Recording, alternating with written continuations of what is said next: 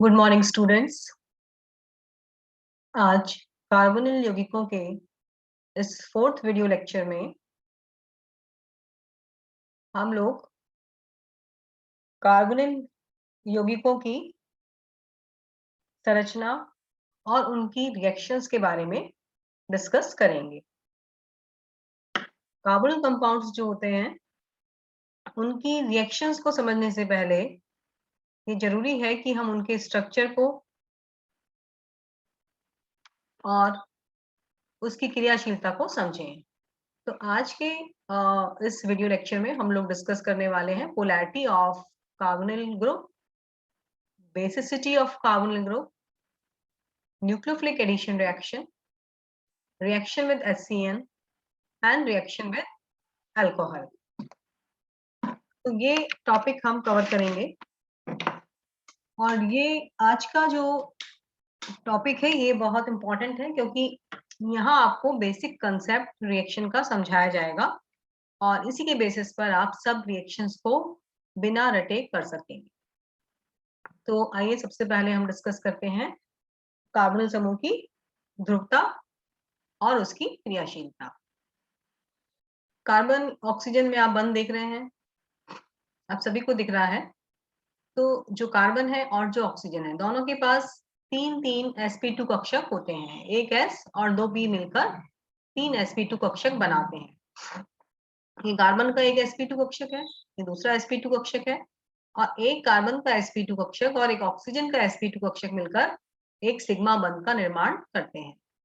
और एक असंकरित p कक्षक जिसने कि बंध नहीं बनाया है, एक इलेक्ट्रॉन कार्बन के पास है इस pz कक्षक में। इसी तरह से जो pz कक्षक ऑक्सीजन का है उसके पास भी एक इलेक्ट्रॉन है और इनकी 2p पाई बॉन्डिंग होती है और ये इस तरह से पाई बॉन्ड दोनों के बीच में बन जाता है। एंगल 120 है और इस तरह से।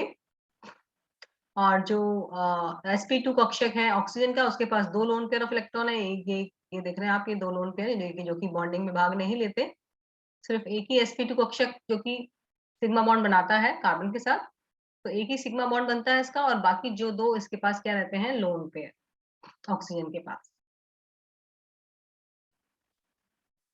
इस तरह से कार्बन और ऑक्सीजन के बीच में इलेक्ट्रॉन डेंसिटी शेयर होती है।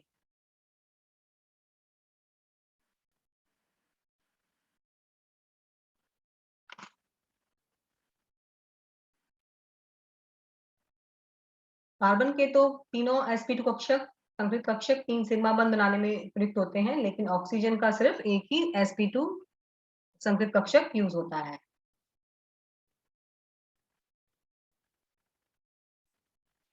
और जैसे कि आपको बताया मैंने कि 2 एकाकी इलेक्ट्रॉन ऑक्सीजन के पास रहते हैं। अब आती है इसकी पोलैरिटी। पोलैरिटी, इस बंध में पोलैरिटी आ जाती है, ध्रुवता आ जाती है और इसका जो अगर हम बात करें, इसका द्विध्रुवीय आघूर्ण भी अपने संगत एल्केन से ज्यादा होता है क्योंकि बॉन्ड में पोलैरिटी रहती है। तो कार्बन की विद्युत ऋणता कम है ऑक्सीजन से। ऑक्सीजन की विद्युत ऋणता कार्बन से ज्यादा होने की वजह से बॉन्ड में ध्रुवता आ जाती है और पाई बंध के इलेक्ट्रॉन आप देख रहे हैं एरो से इधर ऑक्सीजन पर शिफ्ट हो जाते हैं आंशिक रूप से, जिससे कार्बन पर धनावेश इलेक्ट्रॉन घनत्व कम हो जाता है और ऑक्सीजन पर इलेक्ट्रॉन घनत्व बढ़ जाता है। तो ये इसकी रेजोनेंस स्ट्रक्चर है। तो इस तरह से ये बॉन्ड पोलर हो जाता है। और अब हम यहाँ स्ट्रक्चर देख रहे हैं कार्बन यौगिक का। तो अगर ये एल्डिहाइड है या कीटोन है, RRH भी हो सकता है। और ये जो है कार्बोनिल समूह के नेक्स्ट वाला कार्बन कहलाता है अल्फा कार्बन और इससे लगे हुए हाइड्रोजन कहलाते हैं अल्फा हाइड्रोजन्स। तो कार्बोनिल समूह की वजह से ये हाइड्रोजन अम्लीय हो जाते हैं। तो इसलिए जब हम कार्बोनिल यौगिक क्रिया क्षार के साथ कराते हैं तो ये प्रोटॉन निकल जाता है। तो इस तरह से भी और बन जाता है कार्बन आयन। तो इस तरह से कार्बन आयन बनता है और या इनोलेट आयन बनता है और इस तरह से इसकी रिएक्शंस इस अम्लीय प्रोटॉन के कारण भी होती हैं। दूसरी इंपॉर्टेंट रिएक्शन है, जो कि बॉन्ड पोलर है तो कार्बन पर पॉजिटिव चार्ज आ जाता है, इसलिए ये एज इलेक्ट्रोफिलिक काम करता है और ऑक्सीजन पर नेगेटिव, तो ये एज ए न्यूक्लियोफिलिक काम करता है। कार्बन पर पॉजिटिव चार्ज आने की वजह से यहाँ पर न्यूक्लियोफाइल का अटैक होता है।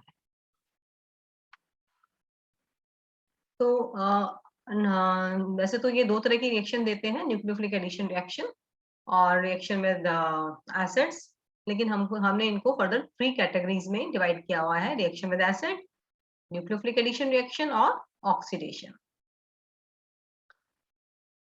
चूंकि कार्बोनिल जो समूह है इसमें ऑक्सीजन जो है वीक बेस है, तो इसलिए कोई लुईस एसिड या प्रोटॉन इसके ऑक्सीजन के लोन पेयर से इंटरेक्ट कर लेता है, क्योंकि इलेक्ट्रोफाइल है या प्रोटॉन है, उसके पास इलेक्ट्रॉन की कमी है, तो वो ऑक्सीजन के लोन पेयर उसके पास चले जाते हैं और इस तरह से बॉन्डिंग हो जाती है। ये इलेक्ट्रोफाइल आप देख रहे हैं, लुईस एसिड देख रहे हैं, इस ऑक्सीजन के लोन पेयर इलेक्ट्रॉन से बॉन्ड बना लिया। इसी तरह से प्रोटॉन यहाँ जुड़ जाएगा, और जब प्रोटॉन ऑक्सीजन पर जुड़ता है तो ऑक्सीजन पर धन आवेश आ जाता है, और इस धन आवेश को हम डीलोकलाइज कर सकते हैं। ये पाई इलेक्ट्रॉन ऑक्सीजन पर वापस आ गए, तो ऑक्सीजन पर धन आवेश खत्म हो जाता है और धन आवेश आ जाता है कार्बन पर। तो इस तरह से कार्बोनियम आयन बन जाता है। तो इस प्रकार से जब इलेक्ट्रोफाइल ऑक्सीजन पर जुड़ता है तो कार्बोनियम आयन मध्यवर्ती बन जाता है। तो इस तरह से हम देख सकते हैं कि धन आवेश जो है, पॉजिटिव चार्ज है, वो कार्बन और ऑक्सीजन के बीच में डीलोकलाइज हो जाता है। तो ये रिएक्शंस होती है एसिड या प्रोटॉन के साथ। अब इस रिएक्शन से क्या, जैसे कि बताया कि कार्बन आयन कैरेक्टर आ गया एल्डिहाइड या कीटोन पर, और अगर इसे हम कहते हैं अल्फा हाइड्रोक्सी कार्बोकेटायन, ये कहलाता है अल्फा हाइड्रोक्सी कार्बोकेटायन, क्योंकि अल्फा पर क्या है, हाइड्रोक्सी ग्रुप लगा हुआ है। कार्बन से नेक्स्ट वाला ये भी क्या है, हाइड्रोक्सी। और अगर हम इसको एल्किल समूह से प्रतिस्थापित कर देते हैं तो ये बन जाता है एल्कोक्सी कार्बोकेटायन, जो कि अल्फा हाइड्रोक्सी कार्बोकेटायन से ज्यादा स्टेबल होता है, क्योंकि इसकी स्टेबिलिटी बढ़ जाती है, आर ग्रुप इलेक्ट्रॉन देने वाला है, तो इसलिए ये पॉजिटिव चार्ज को कम कर देता है, इसलिए स्टेबिलिटी बढ़ जाती है। अब हम बात कर रहे हैं बेसिसिटी ऑफ एल्डिहाइड और कीटोन्स की, तो इसको हम कंपेयर करते हैं अल्कोहल के साथ, प्रोटोनेटेड अल्कोहल के साथ। ये प्रोटोनेटेड कार्बन यौगिक है और ये प्रोटोनेटेड अल्कोहल है। तो प्रोटोन जैसे कि हम जानते हैं कि pKa का मान जितना कम होता है, यौगिक उतना ही ज्यादा अम्लीय होता है, यानी कि प्रोटॉन का निकलना उतना इजी हो जाता है और वो उतना ही अधिक एसिडिक होता है। तो वैसे तो अल्कोहल्स एसिडिक होते हैं, लेकिन प्रोटोनेटेड अल्कोहल्स जो हैं वो लेस एसिडिक हैं बजाय कार्बन यौगिक के।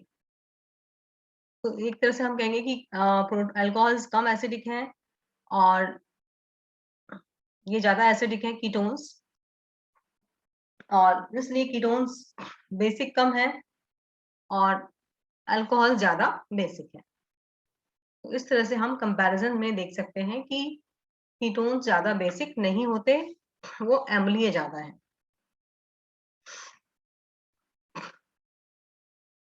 अब यहाँ पर हम कंपेयर कर रहे हैं एल्डिहाइड और कीटोन की थर्मोडायनेमिक्स। जैसे कि हमने एल्कीन में पढ़ा था कि एल्कीन पर कार्बन से जो दो संयुजकता होती हैं, अगर ज्यादा आर ग्रुप लगे हों, कार्बन कार्बन डबल बॉन्ड जो होता है एल्कीन के अंदर,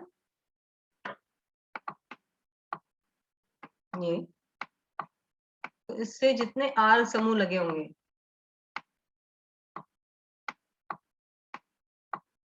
अगर दो एच है, कितने आर हैं, 2 आर हैं, 3 आर हैं, अगर चारों आर ग्रुप लगे हैं तो उसकी स्टेबिलिटी ज्यादा होती है, 3 आर होते हैं तो उसकी उससे कम होती है। इसी तरह से एल्डिहाइड कीटोन में भी कार्बोनिल समूह से अगर आर की समूह आर एल्किल ग्रुप ज्यादा लगा है तो वो ज्यादा स्टेबल होगा, तो इसलिए स्टेबिलिटी कीटोन की ज्यादा होती है, रिएक्टेंट की स्टेबिलिटी ज्यादा होती है। हम देख रहे हैं कि दोनों में कितना डिफरेंस है। यहाँ देखें आप, डेल्टा जी जो है फ्री एनर्जी में, रिएक्टेंट और प्रोडक्ट की ऊर्जा में बहुत ज्यादा अंतर है। ये इससे शो होता है कि रिएक्टेंट ज्यादा स्टेबल है, प्रोडक्ट कम स्टेबल है।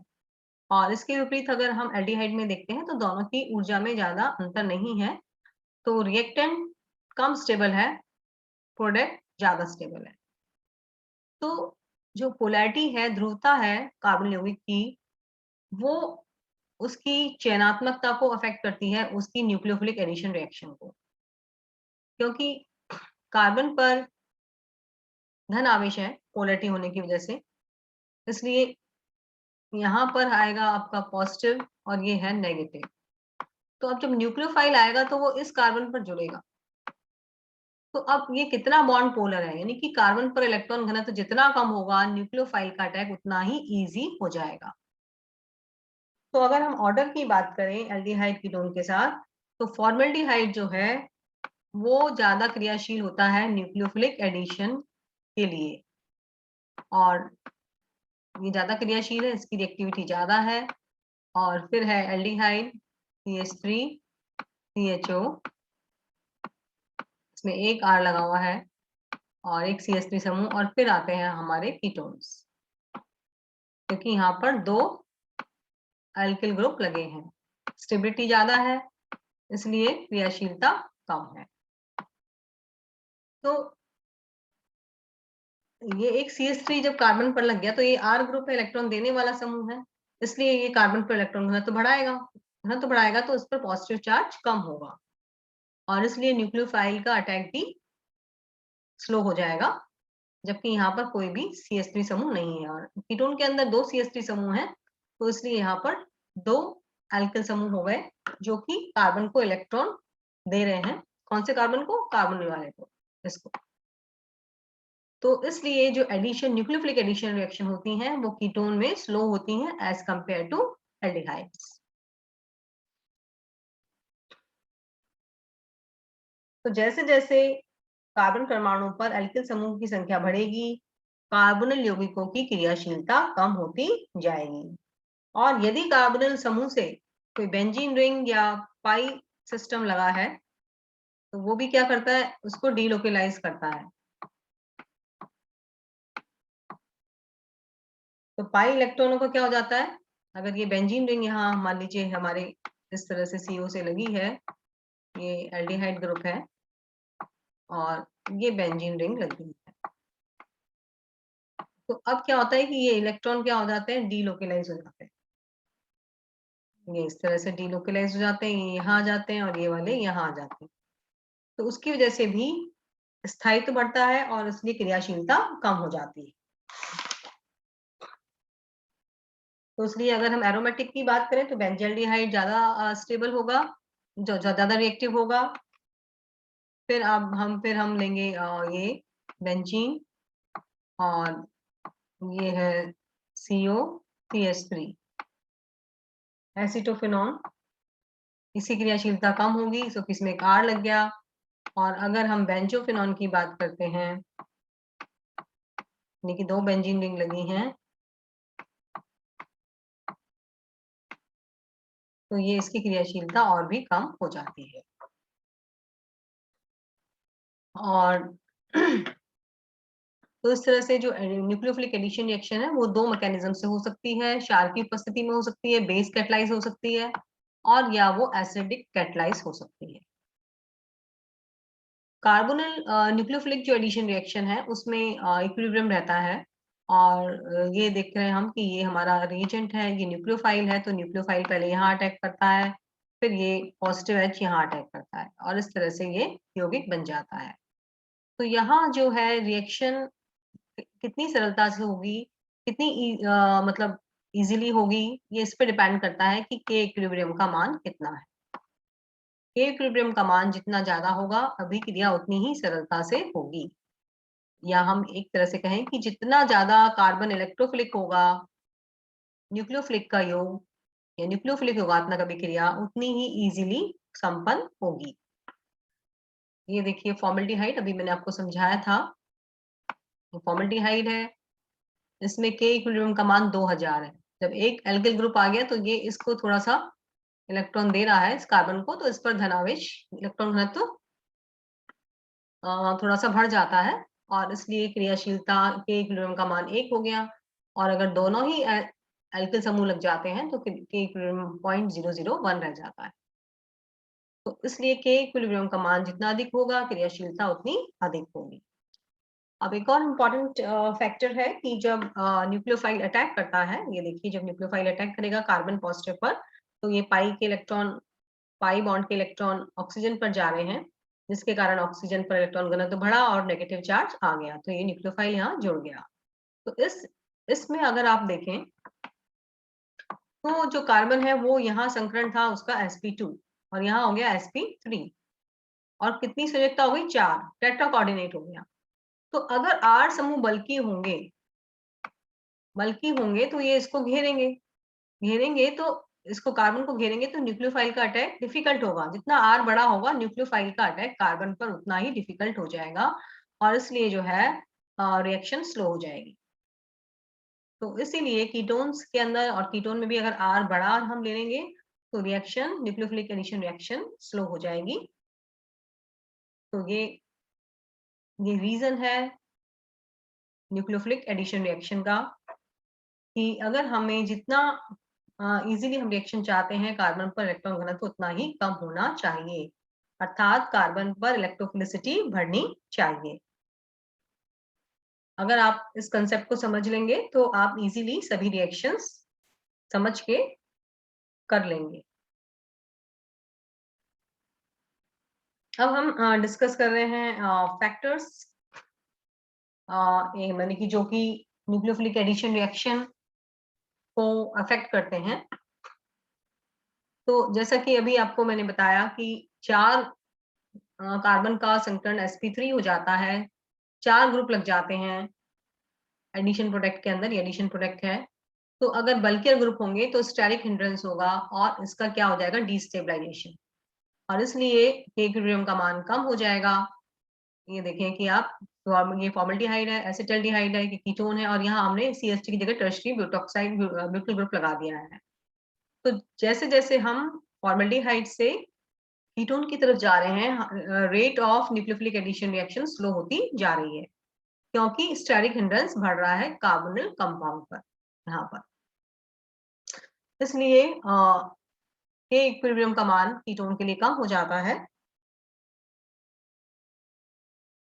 और दूसरा जो रीजन है वो ये है कि क्योंकि ये जो एल्किल ग्रुप होता है ये इलेक्ट्रॉन डोनेटिंग ग्रुप है, प्लस आई इफेक्ट है, तो ये इलेक्ट्रॉन घनत्व कार्बन पर बढ़ाता है, यानी कि इलेक्ट्रोफिलिसिटी को थोड़ा बढ़ा देता है, इसलिए nucleophilic addition reaction comparatively slow हो जाती है। नेक्स्ट इंपॉर्टेंट पॉइंट है कि अगर हम इलेक्ट्रॉन विड्रॉइंग ग्रुप लगा दें, यानी कि जो इलेक्ट्रॉन खींचे, यहाँ हम कोई ऐसा समूह लगा दें जो इलेक्ट्रॉन खींचे, CO पर हम क्या लगा रहे हैं,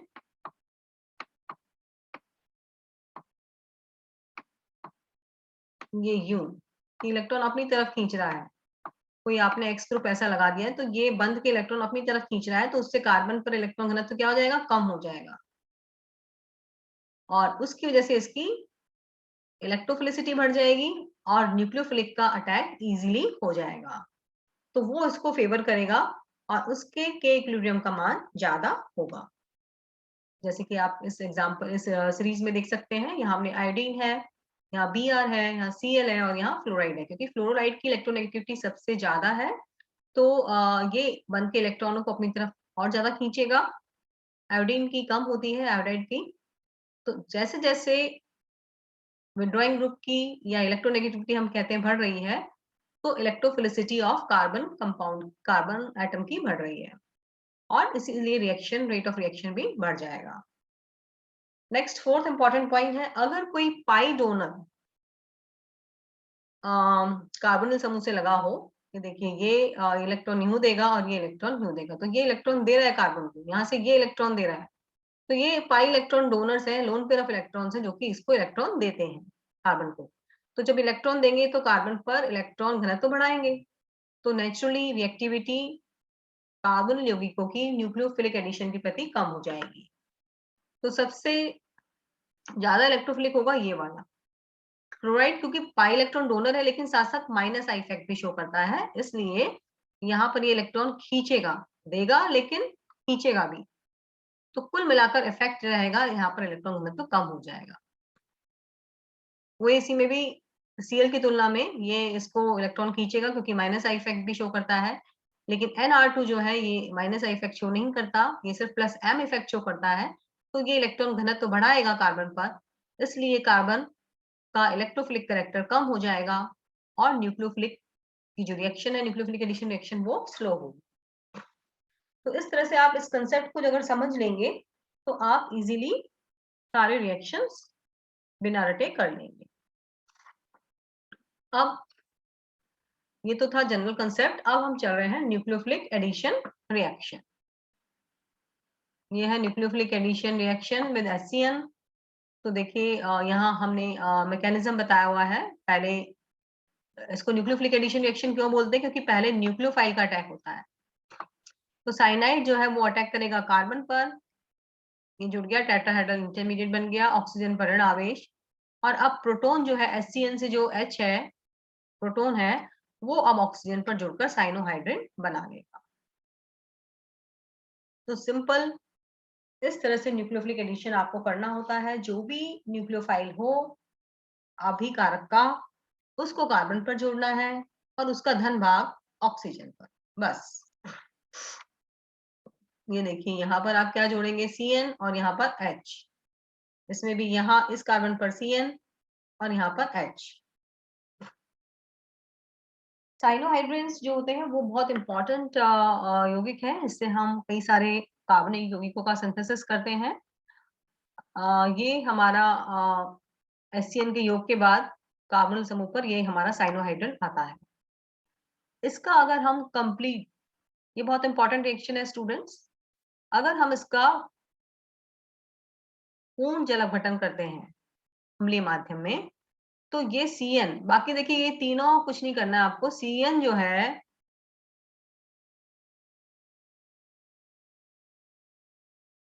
ये जो CN है ये एसिड में बदल जाएगा, बस। ये देख रहे हैं आप, COH बन गया अगर आपने कंप्लीट हाइड्रोलिसिस किया।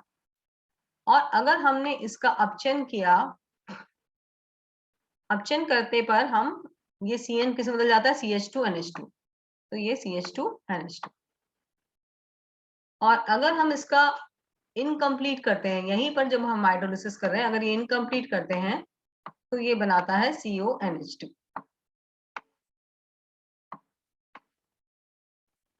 अमाइड। तो इसलिए ये कई बार मतलब रिएक्शन आता है, आपने साइनोहाइड्रिन बनाया और आपको उसके बाद इसका लिखा जाता है हाइड्रोलिसिस, हाइड्रोलिसिस लिखा जाता है, यानी कि कंप्लीट हाइड्रोलिसिस, तो आपको क्या बन जाएगा, अम्ल, एसिड।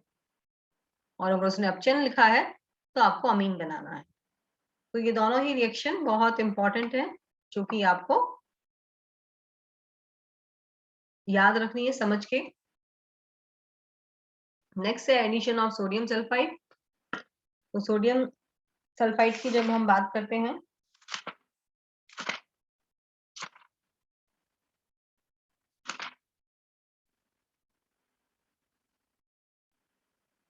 सोडियम सल्फाइड में सोडियम पॉजिटिव होता है और SO3H नेगेटिव, SO3H नेगेटिव। और उसके बाद वापस से हम इसको मतलब एक तरह से इस तरह से कर लेते हैं हम, और वापस से जब HSO3 को करते हैं तो ये आ जाता है H पॉजिटिव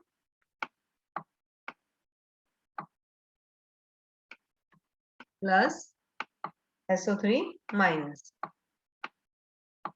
इस तरह से इसको हम आयनाइज होता है ये।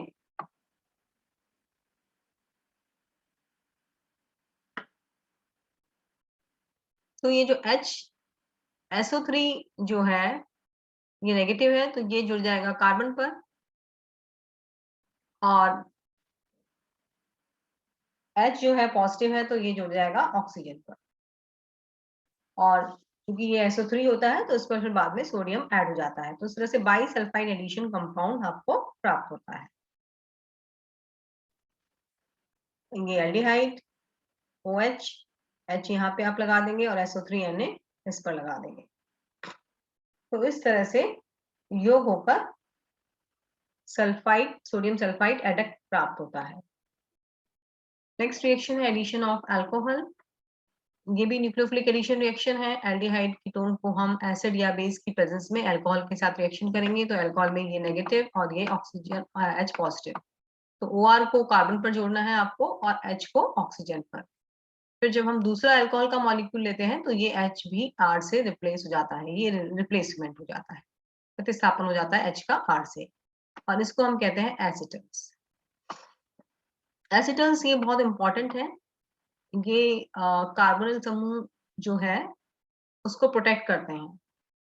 अभी इसको नेक्स्ट डिटेल में हम नेक्स्ट रिएक्शन में नेक्स्ट वीडियो में पढ़ेंगे, एसिटल्स के द्वारा कार्बोनिल समूह का प्रोटेक्शन। तो आज के लिए इतना ही। आप इस बेसिक कंसेप्ट को समझ ही लीजिए प्रॉपर, इस वीडियो को दोबारा देख लीजिए और खुद समझकर पेन पेंसिल लेके बैठिए और खुद समझकर बनाइए प्रोडक्ट। अगर आप इसमें सक्सेसफुल हो गए तो डेफिनेटली आने वाली जो नेक्स्ट वीडियो है उसमें जो मैं रिएक्शन आपको समझाऊंगी वो आप बिना रटे कर लेंगे।